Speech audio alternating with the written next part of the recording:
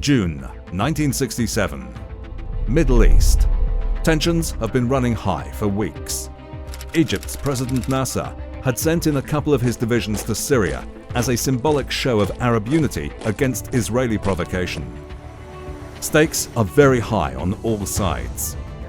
Egypt has rearmed itself with the help of the Soviets, rebuilt its air force with the latest Soviet-built supersonic MiGs. The Israeli propaganda machine propagated the myth that the nation faced danger of extermination.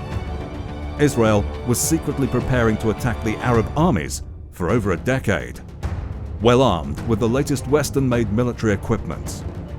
They have built a formidable air force with French-made state-of-the-art supersonic Mirage fighters and other fighters and bomber aircrafts.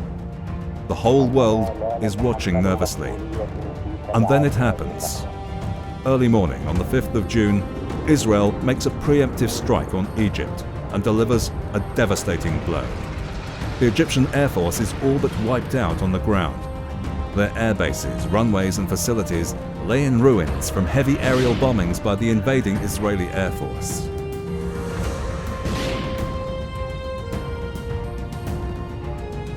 Nasser's MiGs don't even get a chance to take off. They are bombed to pieces on the ground. The Arab sides lost more than 450 combat aircraft that day. Without the necessary air cover, Egyptian and Syrian armies were doomed and at the mercy of the Israeli Air Force. After neutralizing the Egyptian Air Force, Israel turns its eyes on another of its neighbors, Jordan. Jordan only had a batch of 24 British-made Hawker Hunters to defend its airspace, and not even enough pilots to fly these subsonic jets. After wiping out relatively better-equipped Syrian-Egyptian air forces, Israel is super confident, and it's just a matter of time to annihilate Jordanian Air Force and bring Jordan to its knees. So the next wave of Israeli aircraft arrive over the Jordanian sky around midday of June 5th. Should be an easy task for the French-built Mystères and Super Mystères to finish the job and go home. But then, the most unexpected thing happens. A young Pakistan Air Force pilot, flight lieutenant of the then East Bengal origin, had arrived in Jordan 6 months earlier to train their pilots. Fearing the breakout of a war, the ill-prepared Jordanians asked Saiful Azam and his fellow officer, Sarwar Shad, whether they would volunteer to defend Jordan. These young Pakistanis agreed, and Israeli pilots were to get the shock of their life in that attack. This 26-year-old flight lieutenant was Azam, Saiful Azam. Azam's first combat training started in the USA in late 50s, and in April 1961, he was awarded Top Gun at the Luke Air Force Base, Arizona. He had finished top of his class in strafing and bombing training at Luke. Over the 6 days of one-sided mayhem, he would only get 2 opportunities to take on the Israeli combat pilots in the sky, and he would make history. Azam and his 4-plane fighter group managed to take off just seconds before the Israelis attacked the Mafraq air base and engaged them in dogfights. Azam shot down an Israeli Mystère 4 in a flash. His victim crashed to his death at the perimeter fence of Mafraq base. He gave chase to 2 more Israeli fighters fleeing at full speed. He caught up with one and shot it down. His wingman, Ihsan Shurdom, also shot down another Mystère in the same fight before they landed at Amman airport. The Israelis lost half of their 6-plane formation in the single attack. Mafraq Air Base was damaged so badly that the remaining aircraft, including Azam himself, they landed in Amman International Airport. When Azam landed in Amman, he basically ordered the ground crew to refuel his plane and reload his guns. He wanted to fly back up in the sky. Within minutes, the Israeli Air Force was there and they destroyed the rest of the aircrafts on the ground in the Amman International Civilian Airport, including a UN aircraft that was parked next to one of the combat aircrafts. So Jordan lost its entire Air Force, most of it on the ground, with one exception. which is Azam and his fighting group, he was able to shoot down 2 aircrafts. As a matter of fact, his fighting group is the only one who had some success against the Israelis because they were able to face them in the air. Majority of the aircrafts were destroyed by the Israelis as planned on the ground. So without having any aircrafts, the King Hussein bin Talal decided to send his pilots to Iraq. Iraqi Air Force was flying using the same aircraft, the Hawker Hunter. Azam was transferred to Iraq the next day. He was asked to defend Iraq from the Israeli air attack now. So he was again in action on the morning of the 7th of June. And the most unlikely incident took place that morning. Azam shot down a supersonic Mirage and 1 Israeli Vator bomber. Israeli fighter pilots had finally found their match in Saiful Azam. On the 7th morning, I was woken up by one pilot. বলল sir আপনি উঠেন, আপনাকে volunteer করা হয়েছে। I don't know anybody who was volunteer. I didn't know volunteer করতে আপনার mission lead করবে 4 জন যেতে হবে। আপনি সিলেক্ট ইউর আদার 3 পার্টনার্স। আমি একটা জর্ডানিয়ানকে সমস্যা একজন দুজন ইরাকি পাইলট 4 জনকে নিয়ে আমরা টেক অফ করলাম। We were cover H3 পৌঁছেছি তখন বললো যে বিগ স্কোয়াড্রন আসছে, look around for everything. We saw 4 aircraft, bounced 2 on one and then 2 on the other side. There I shot down the third aircraft, which is the Mirage. When I shot the Mirage down, my number 2 was shot them. He gave a call, now sir, you have got the party. I said, yes, now I have got it confirmed. Azam, he was still in business. He wasn't celebrating because he spotted a Vator 2,000 feet below.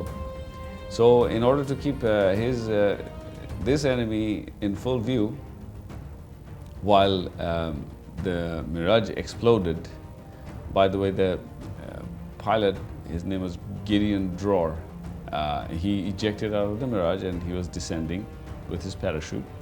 While Azam spotted this Vator a couple thousand feet below, he did which you call a split S maneuver in aerobatics terminology, where you invert your aircraft completely and you go through a motion where you very quickly lose altitude and get behind the enemy aircraft.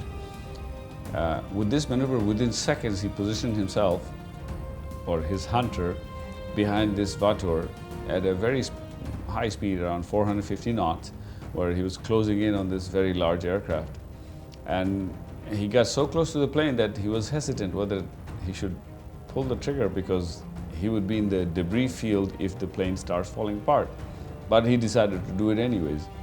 So he shot this much larger bomber with his cannon, and the plane started falling apart. And Azam really had to pull away.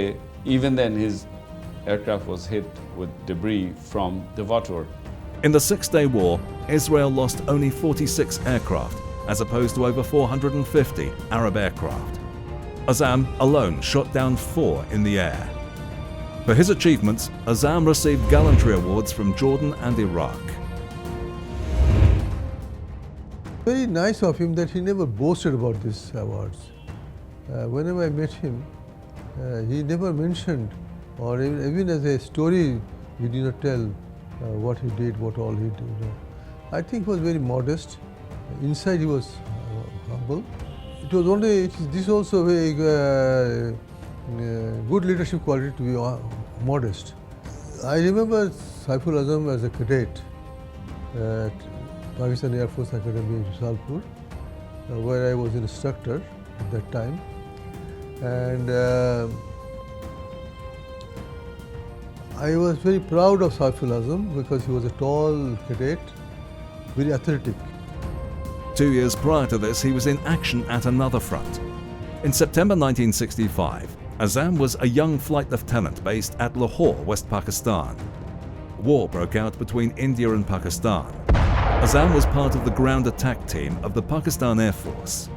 He and his fellow pilots took part in numerous sorties against Indian Army and destroyed many of the enemy tanks and heavy artillery.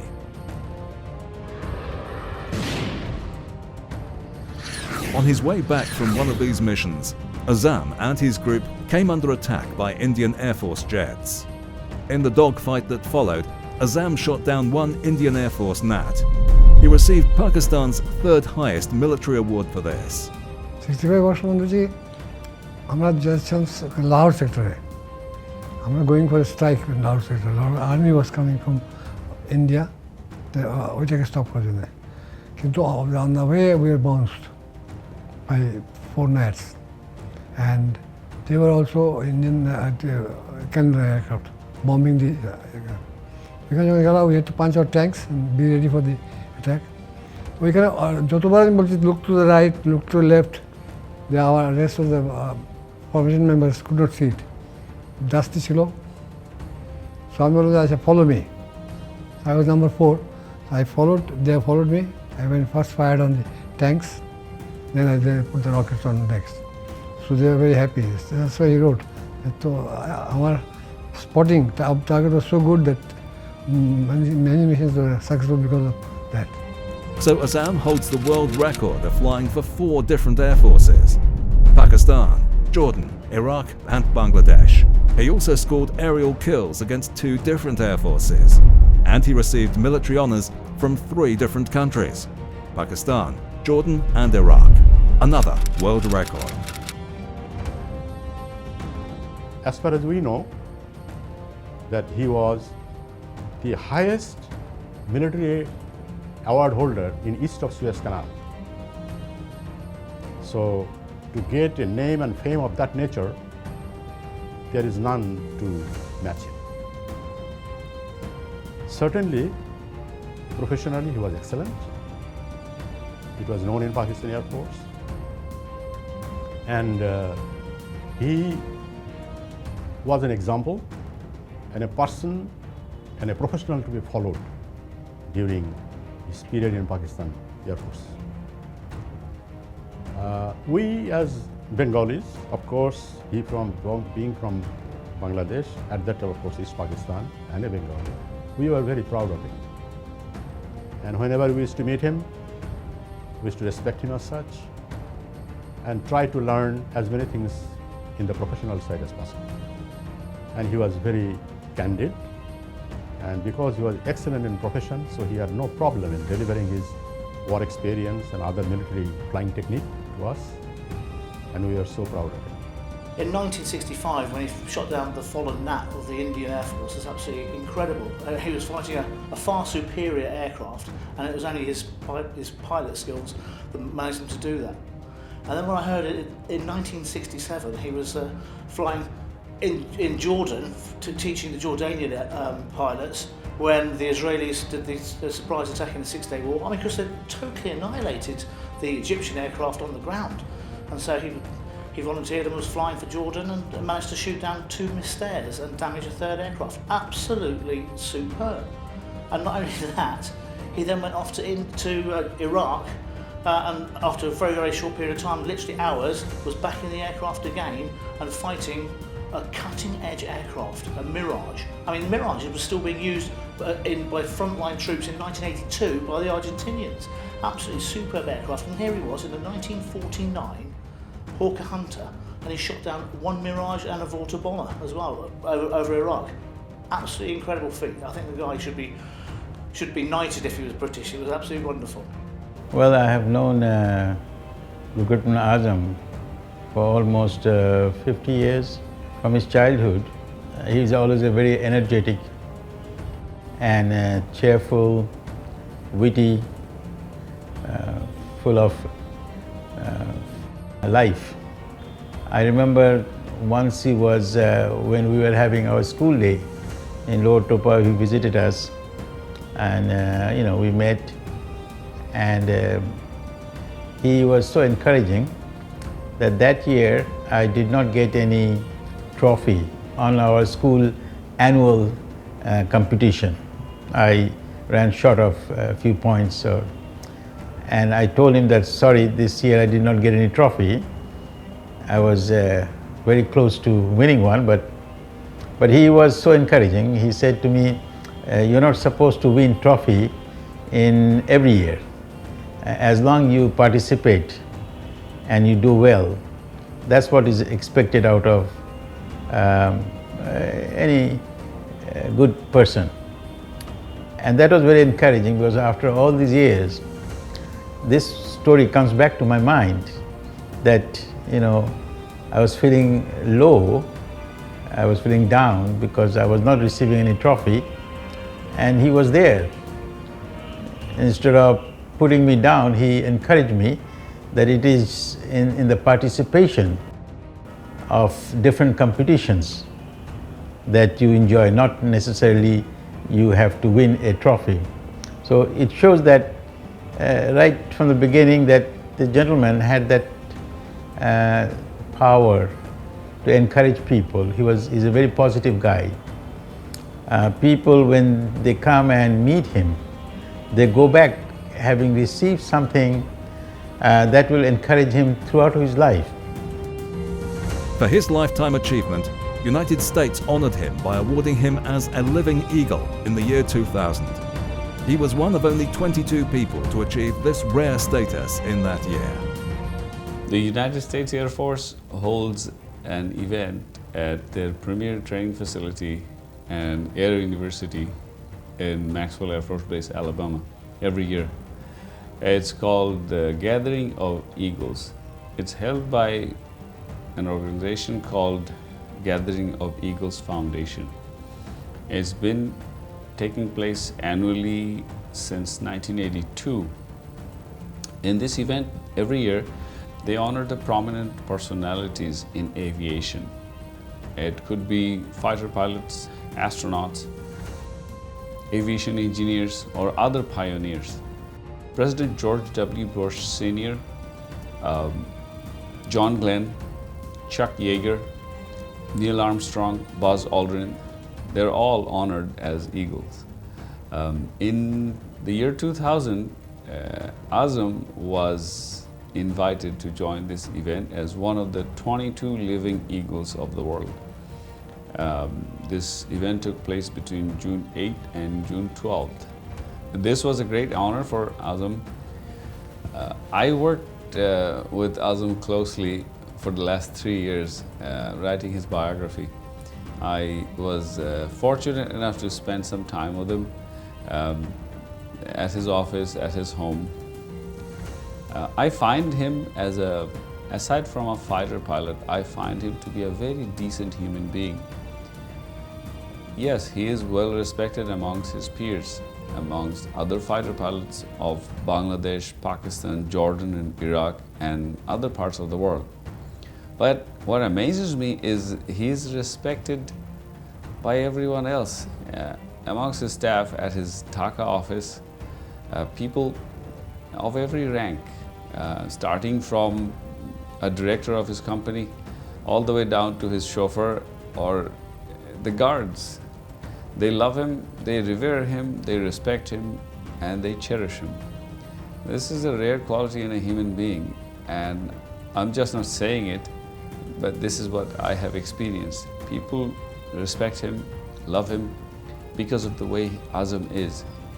Azam has deep faith and conviction in human qualities. He has the leadership quality where he can bring out the best in a person. And throughout Azam's life, he had left this good impression amongst just about everyone that came in touch with him, got to know him, spent a little time with him. This is a remarkable quality in a human being, which stands out above and beyond his other successes in life. In March 1971, Pakistani army started attacking innocent civilians in Bangladesh, which was then known as East Pakistan. Azam, being a true patriot, always sided with the good guys. In 1965, he defended Pakistan against its enemy. Now he felt that injustice was being done against his own ethnic group, that is, the Bengalis. So he prepared to escape from Pakistan and take part in the liberation war of Bangladesh. But fate intervened. Azam was arrested by the Pakistani Army intelligence and disarmed and taken a prisoner. 20 August flight lieutenant Matiur রহমানের ঘটনাটা ঘটে। তারপরে 21 August সকালবেলায় আমার হাজব্যান্ডের, তখন উনি squadron leader, তার ফ্রেন্ড সেসিল চৌধুরী, সে এসে, তার কোর্সমেটও সে এসে তাকে বলল যে আজম তোমাকে আমার সাথে যেতে হবে। তখন সে তাকে নিয়ে গেল এক কাপড়ে। সেই যে নিয়ে গেল, তারপরে আর কোনো খবর নেই। তারপরে 20 দিন হয়ে গেল, 21, তখনও কোনো খবর নেই। সে আছে না বেঁচে আছে না মারা গেছে, কেউ কিছুই বলে না আমাকে। পরে আমি করাচিতে মরিপুরে ওখানকার বেস কমান্ডারের সাথে দেখা করতে গেলাম। বেস কমান্ডার ছিল না, তার ওয়াইফকে জিজ্ঞেস করলাম যে আমার হাজব্যান্ডকে আপনারা কী করেছেন, সে কি বেঁচে আছে না মারা গেছে সেটা আমাকে বলেন অন্তত আপনারা। সে বলল আমি কিছুই বলতে পারি না।